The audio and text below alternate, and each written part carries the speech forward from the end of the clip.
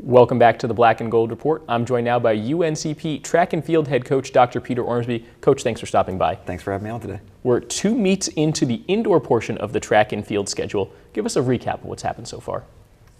It's been a little bit of this, a little bit of that. So the first meet, we went up to Chapel Hill, and that first meet is really just for the track team. We don't take any distance kids, primarily because the track kids are getting things done in the fall, and the cross-country kids have cross-country. So it was really an experience just to see the sprinters, the jumpers, the throwers just kind of open up and knock the rust off. So, and then last week at Wake Forest, we brought in some of the distance kids and one of our top international guys that was fortunate to join us for the spring. So we've had a lot of triple jump PRs and stuff from Lyric Troy and Jamel Jeffcoat, 2 huge things right now early on. And then our throws crew is PRing left and right. Every time we take them somewhere, they're PRing and very close to school records. So it's very exciting from that standpoint as we go forward. After an off weekend this weekend, your team will be very busy. 4 meets in the first 19 days of February. Walk us through that schedule a little bit and what excites you the most about it. Yeah, it's February. We've got about a month left before the declarations close for indoor nationals. So it's really we go to East Tennessee State University next weekend and Johnson City, which we've been to a couple of years before.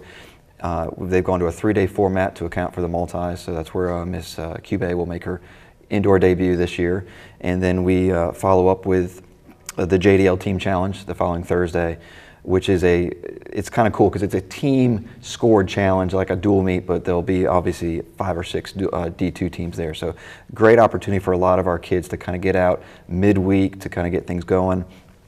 And then we'll finish up the month at UNC Chapel Hill again at that meet, and it's just really that last chance opportunity. And we've also got a possibility of going up to Liberty for an elite level meet up there with some of our national caliber kids. What are some of the differences for some of the fans who might not be as familiar with it? What are just some of the differences between indoor track and field and outdoor track and field? Indoor, it's a lot shorter, a lot more times around the track is the biggest thing. Indoor is the size of the track. Chapel Hill and JDL were both 200-meter flat tracks, so there is a size conversion when we do the 3K, the 5K, stuff like that. When we go to East Tennessee, it's a 280-meter track, so it's a little easier for the longer distance athletes, the 400, the 800, the mile 3K, 5K type kids, to kind of get going a little harder. No real benefit for the 2 or the short sprints and hurdles in that regard, but it's just an experience thing. This is now the 3rd year of indoor track and field for you at UNCP. What effect did the indoor season have on the outdoor portion last year, especially compared to maybe teams that didn't get that experience? Well, right now there's no real big difference until the PBC comes with a conference championship. It's really not going to do anybody any good. The really thing, it gets our freshmen a little bit more experience a little earlier than, say, somebody who doesn't have an indoor season to compete with. The other aspect is we just get to see where we're at a little earlier.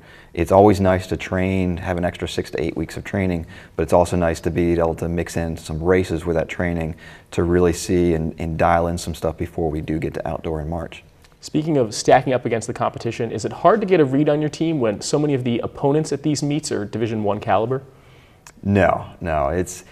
The nice thing about track and field is it's cut and dry, black and white. So when we go against, yes, we may be in a 2nd or 3rd heat compared to the D1 kids, but really time doesn't lie. So whether we compete against a D1 or D3 or D2, really we're just trying to make those inroads to get better each and every week, regardless of who we're competing against. I imagine it's fun for the athletes as well to be competing against the D1 caliber teams. When they have teammates or former teammates and friends that are on those teams, it's nice to be able to see and compete against them and sometimes, in some cases, beat them. Awesome. Coach, don't go anywhere, Braves fans. We'll be back after these messages on the Black and Gold Report.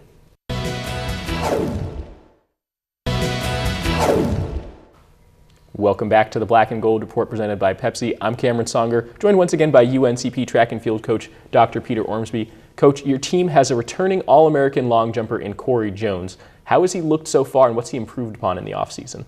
Well, he just opened up over the weekend at Wake Forest, so he's getting that little rust off from the long break. But this season, he's just faster, stronger, and he's a little more. His technique's a little more sound than it was last year. So I think once he gets more opportunities to compete, both the high jump, the long jump, we're expecting him. I shouldn't say that. Knock on wood.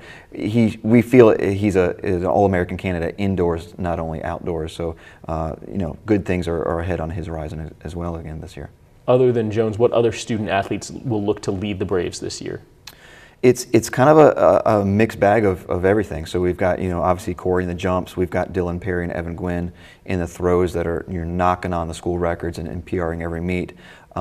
In the distance events, we've got Silas Kipcoach that was 4 seconds away from a school record that pardon a Olympian set when he was first here. So that's the exciting thing on the distance side.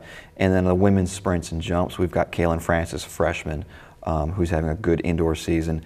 Jada Wallace is knocking down time as well, and then Bree Taylor. So it's an all-around team effort. It's not going to be one just on the sprints or just on the throws, but when we talk about PBC outdoors, it's a team effort, and I think a lot of kids are buying into that if they want the ring and they want the trophy, then it's a collective effort. Looking ahead a little bit to the outdoor portion of the schedule, which obviously includes those PBCs, the Braves will host one meet this year, the Braves Classic, on March 3rd. Why should that be on fans' radars, and how important is it to have a home meet?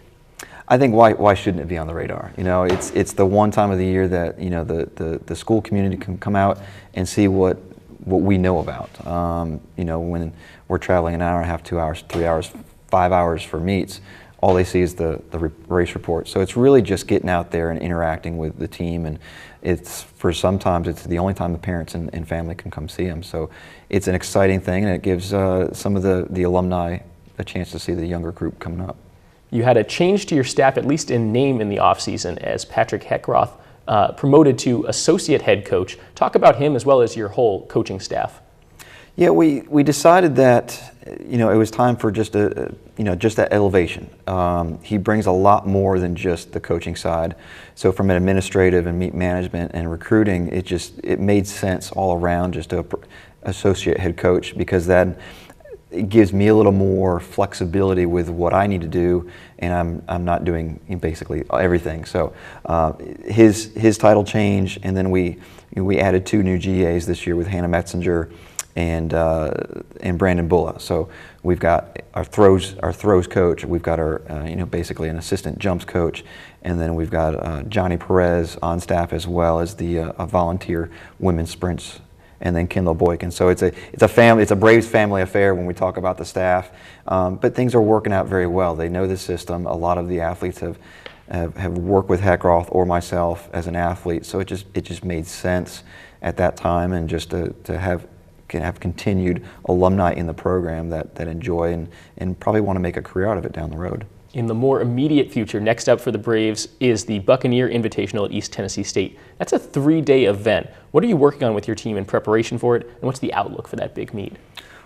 Well, for that, we're looking at Gina Cube to make her indoor debut in the Pent. That's the biggest thing. I think she was a top 5 finisher of that last year, obviously a PBC champion in those events. So it's nice to get her out and get going. Silas will be running the 3K again, as well as the DMR. So we're looking for him to improve on his 21st ranked 3K that he did over the weekend. So just little things. It's an oversized track, so it's going to benefit some groups better than other groups. And it's just nice to kind of get out of the state of North Carolina for at least a couple days just to kind of see something else. Coach Peter Ormsby, thanks for joining us. Good luck this season. Thank you very much. That's all the time we have this week, Braves fans. Be sure to tune in next week for our softball and baseball previews, as opening day is already less than a week away. For more information on UNCP athletics, including tickets, live stats, and live broadcasts, visit uncpbraves.com. Until next week, go Braves.